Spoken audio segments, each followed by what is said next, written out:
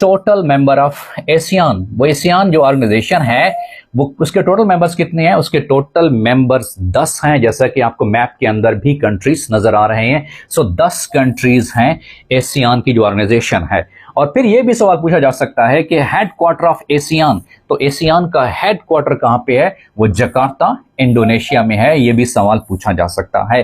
और फिर यह सवाल पूछा जा सकता है कि एशियान कब एस्टेब्लिश की गई? तो याद रखिएगा, एशियान ऑर्गेनाइजेशन 1967 में एस्टेब्लिश की गई थी।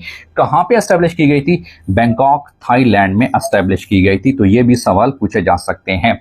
नेक्स्ट जो सवाल पूछा गया था वो सवाल यह था कि which planet is known as the blue planet. तो याद रखिएगा, जो ब्लू प्लैनेट है वो अर्थ ही है, जैसा आपको यहां पे डायग्राम में भी नजर आ रहा होगा।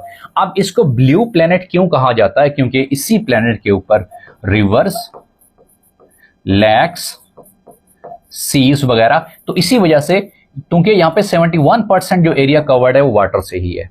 सो इसी वजह से जो प्लेनेट का जो हमारा सोलर सिस्टम है उसमें जो ब्लू प्लेनेट है वो किसको कहा जाता है? वो अर्थ को ही कहा जाता है। ये सवाल पूछा गया था। और क्यों कहा जाता है मैंने उसकी डिस्क्रिप्शन भी आपको बता दी है, क्योंकि rivers, oceans, lakes, as 71% of earth is covered by the water, so that's why this planet is termed as, इसको हम नाम इस्तेमाल करेंगे, ये ब्लू प्लेनेट कहलाता है।